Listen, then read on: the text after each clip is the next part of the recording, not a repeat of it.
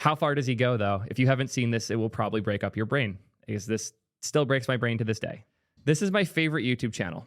This is, I think, the best channel on YouTube. Every video in the Office series in particular is such a banger. The PowerPoint programming lecture is good, but a bit long. The original Turing completeness of PowerPoint is legendary, and the fractals in PowerPoint is too. I'm just going to watch these both because they're within my favorite things ever, and if this becomes a video, cool. This kills me every time. The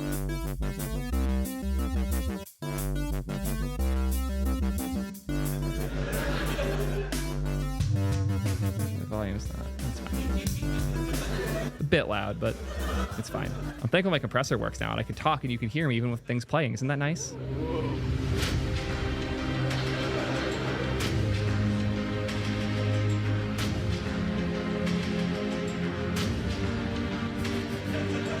So this was a talk at the Association for Computational Hearsay.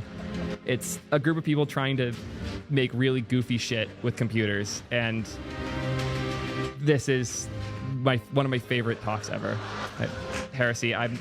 You think I'm gonna pronounce your weird Brit words properly? Come on. For this type of stuff, I need to have chat under me. It makes things a lot easier, but again, lazy, and I'm not changing my setup anytime.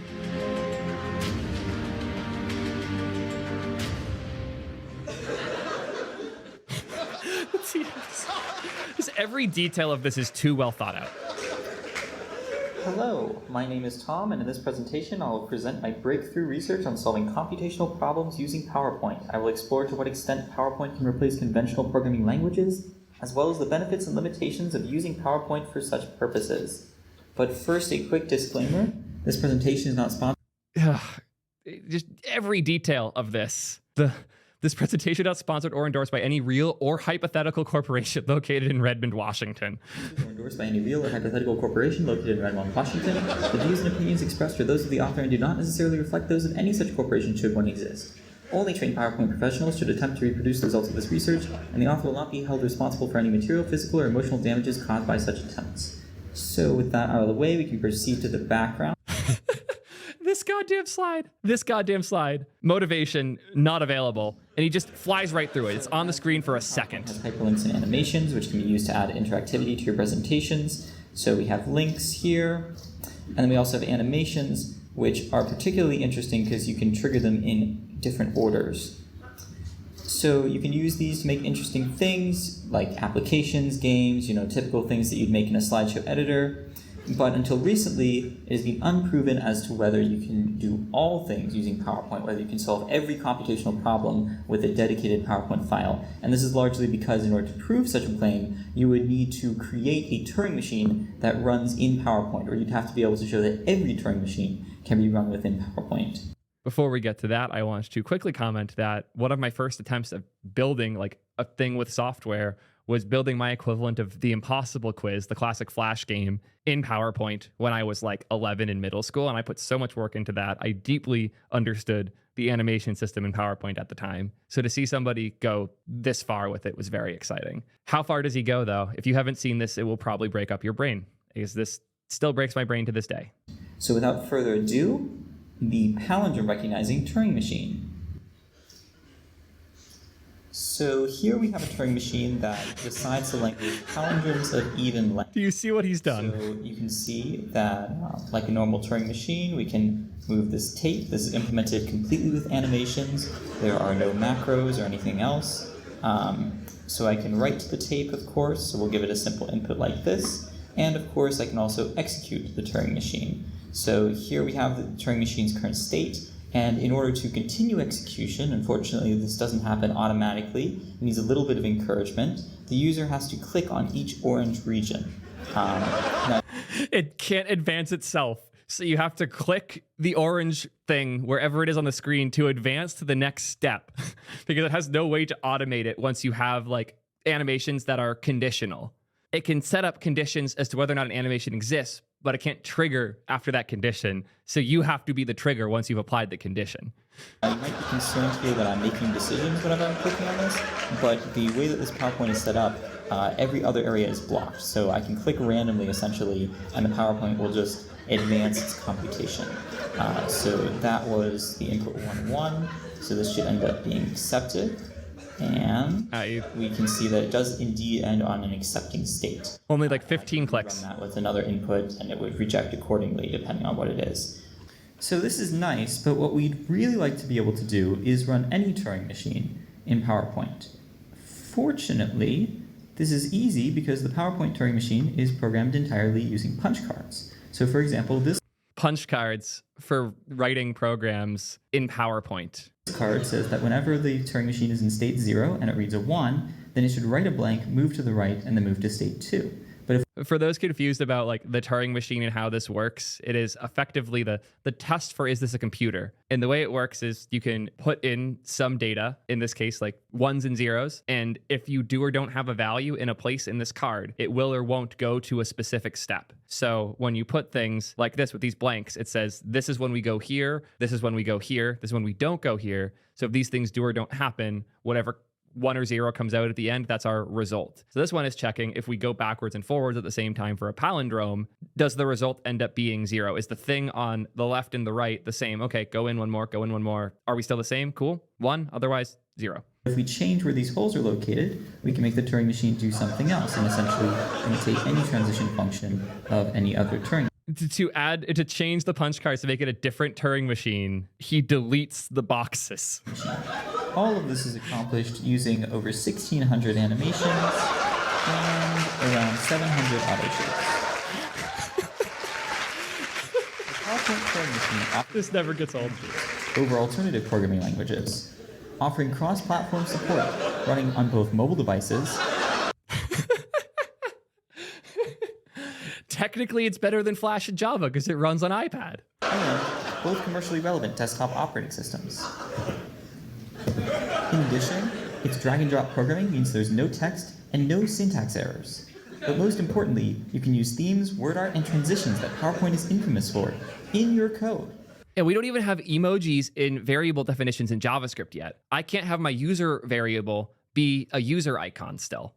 Why is PowerPoint ahead of us in terms of flexibility of code? Like JavaScript's the cursed language. Why is PowerPoint beating us there a decade ago? It requires asymptotically fewer auto shapes than when implemented in alternative slideshow editors, definitively proving PowerPoint to be exponentially more capable than competing software. I will defend Keynote to the day I die, but he's making a very compelling argument here. Perhaps most notably, the PowerPoint Turing machine shows that the PowerPoint iOS app is in violation of Apple's App Store guidelines. To this day, you cannot have an app that allows for arbitrary code execution because apps have to be like code reviewable and like you have to be able to review the capabilities of the app. But if capabilities can be sent as like code or added in by the user, that's now against terms of service. And it shows that PowerPoint can emulate alternative apps and execute arbitrary code. Or simulate multi-app widget experiences. He's not wrong. It can make any software. Emulate alternative apps and execute arbitrary code. In the future, I'd like to research making PowerPoint code more scalable and optimized, so that one day, every application you run on your computer can be run within PowerPoint. If you liked that and you want to see more of really writing code in PowerPoint, he has a video, PowerPoint Programming. It's a full college lecture, as well as a video, Can we compile C code into PowerPoint, which is chaotic. The Word text one is legendary. He re-implemented LaTeX as a template inside of Word. It is chaotic and miserable. But the thing that brought us here is making fractals in PowerPoint. I have one complaint with the which is a video that, once again, I think about this probably more often than I should. And Toad, if you're still here, I really want your thoughts on this if somehow you haven't seen it yet. Recently, Matt Parker and Steve Mould released a video showing how to make fractals using PowerPoint. Their method is very impressive and includes all the elements one might desire from an unconventional PowerPoint use case. This slide, unexpected, fortuitous, hacky, creative, convoluted, complicated, sophisticated, probably a bug, no, undocumented behavior, unorthodox, bleeding edge, simultaneously increases and decreases your respect for Microsoft. Everything Microsoft does qualifies with that last one, to be fair. If Microsoft's involved, I can usually check that box. But yes, fantastic start. Unreliable to bleeding edge. Yeah, us JavaScript devs get it. I do have one complaint with the video, which is that their technique unnecessarily requires, as Matt Parker might say, too much effort. The approach they present cleverly utilizes PowerPoint's Insert Object feature to embed a PowerPoint slide into itself. Embedding an entire presentation into itself is understandably not supported. It's funny because it seems like they tried to prevent what he's about to do. But as per usual with Microsoft, when you create the APIs they create, the abuse is just one recursive call away. But PowerPoint inexplicably has no problem with creating a self-referential slide. If the embedded copy of the slide is set to be a linked object, the slide will update automatically each time the presentation is saved, gradually building a fractal image. Matt Parker and Steve Mould successfully...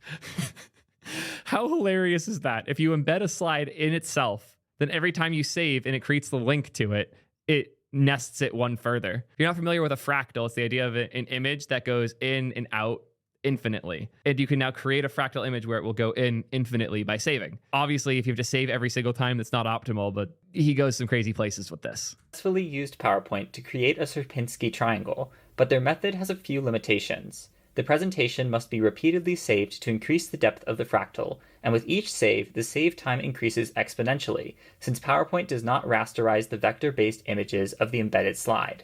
In addition, the embedded slides are always rectangular, making some fractals difficult to create. Thus, I'm afraid that professional fractal designers might not want to use this method, and should instead use a different tool that is better suited for fractal creation: PowerPoint Slide Zoom. This is one of the greatest transitions in the history of YouTube, to zoom in on a program that actually does fractals and then use the slide zoom feature to go to a different option, which is the thing you're actually here to talk about, which is slide zoom in PowerPoint. It's art. Instead, use a different tool that is better suited for fractal creation: PowerPoint Slide Zoom. The relatively new slide zoom feature enables the creation of a summary slide that includes thumbnail images linking to the other slides in a presentation. The presenter can navigate between slides with a zooming animation, creating an original style of presentation that was definitely not inspired by competing products. Who remembers Prezi? The good days. God. PowerPoint copying Prezi was silly and dumb and worth making fun of them for until this. Whatever engineering effort they put in to cloning these features is worthwhile for this video alone. Prezi was like fancy looking Google Slides in the browser, but a whole separate company with a bunch of example presentations and shit. Users can also drag a slide into the editor to create a zooming link to a specific slide. The link updates in real time when the target slide is edited.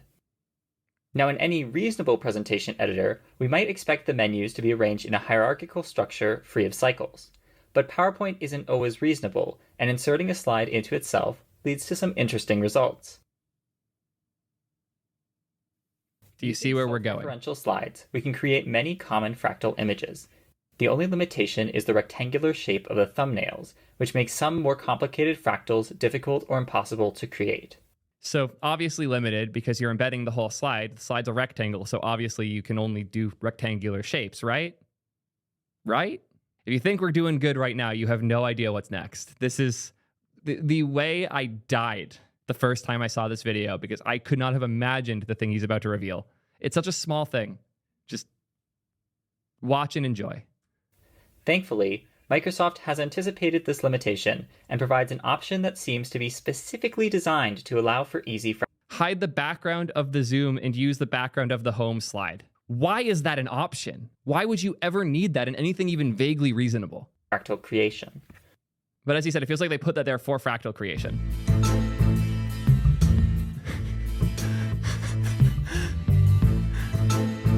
Like, are you kidding? Actually good fractal art.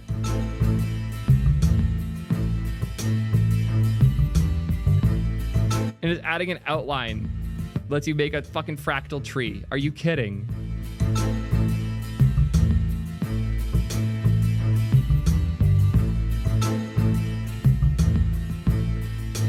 Like, I'm not fucking around. I think about this at least once a week. When a thumbnail with a transparent background is clicked, overlapping objects from the source slide are still displayed, creating a perfect fractal zoom effect.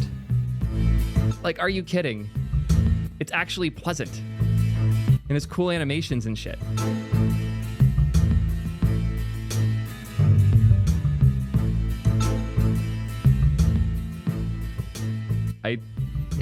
I'm sorry, Toad, but despite your incredible efforts and the awesome things you made, it will never be quite the same level as what Microsoft accidentally built here. Close, but not quite. Now, while I would love to end this video with a clip of PowerPoint crashing under the load of infinite recursion, it handles fractal rendering disappointingly efficiently. The Zoom thumbnails are stored as pixel-based images, so each step of fractal generation takes the same amount of time, regardless of the current complexity of the fractal. It is efficient.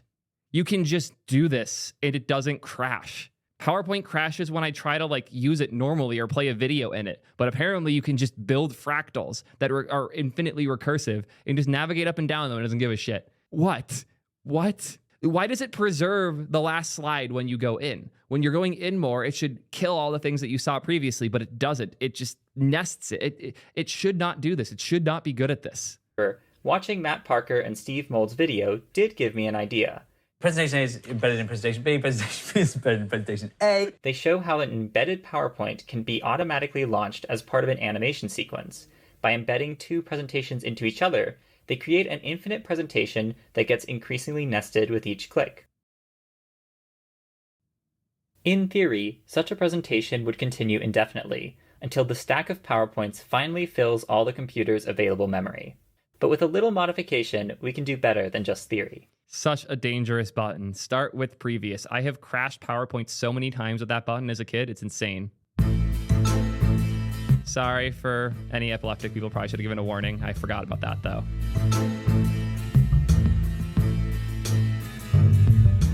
Just measuring the memory, slowly going up until it eventually locks.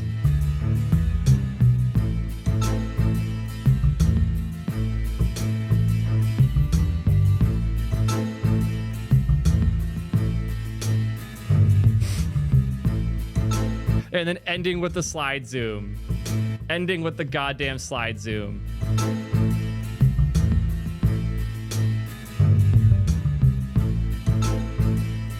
And then slide zooming out to his video so you can click them on the end. That's just every detail. It should not be this good. He should not have been able to make something this stupid, this tasteful. And he should not be sitting here with 28,000 subscribers when I have over 280,000. It's insanity. He's the best tech YouTuber and nobody gives a shit. So maybe if we turn this into a video, people will give more of a shit because this is art. This is top tier art.